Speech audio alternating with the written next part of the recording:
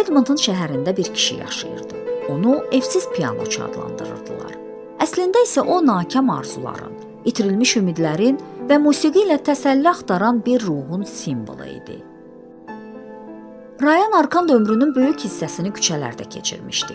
Çirkli, uyğun gəlməyən paltarlar, sərxoşluğun dumanlı baxışları, gözlərində gizlənən dərin ümidsizlik. O gah avtobus dayanacağında, gah da kilsənin girişində görünürdü. Ən çox isə pianonun qarşısında, barmaqları titrəyə-titrəyə, amma ürəyindən süzülən hekayələri dinləndirən musiqisi ilə. Bir dəfə küçədəki pianoda ifa etdiyi Başlanğıc adlı bəstəsi təsadüfən videoya çəkilmişdi. İnternetin dalğaları onu bütün dünyaya tanıtmışdı. Qısa müddətlik də olsa, ümid qapısı açılmışdı. İnsanlar heyranlıqla qulaq asır. Bu istedadlı insan xilas olacaq deyə düşünmüşdülər. Amma həyatın amansız dairəsi, küçə, həbsxana, xəstəxana onu yenidən unutmuşdu.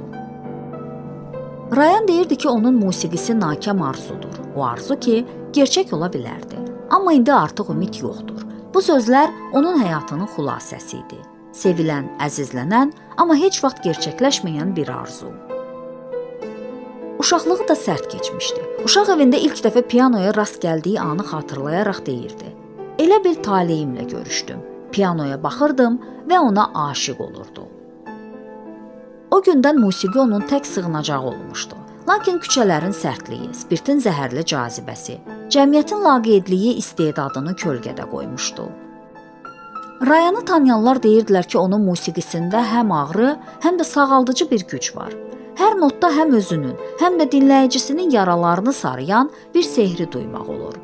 O kilsənin foyesində pianoya yaxınlaşanda barmaqları bir uşaq kimi həyəcanla dinlənir, gözləri parıldayırdı.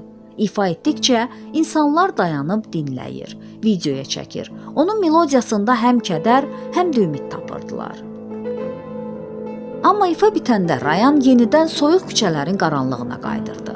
Sanki musiqi ilə həyat arasındakı körpü hər dəfə dağılıb uçurdu. 2018-ci ildə 46 yaşında Ryan Arkan bu dünyadan köçdü.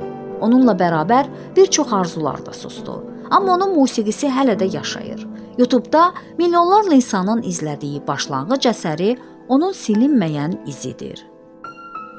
Bəlkə də Ryan üçün normal həyat qapısı heç vaxt açılmadı. Amma o, küçələrin ortasında, kimsəsiz bir pianoda dünyaya bir həqiqəti sübut etdi. Böyük istedad bəzən ən qaranlıq yerlərdə gizlənir və o istedadın səsi insanın yaddaşında əbədi qalır.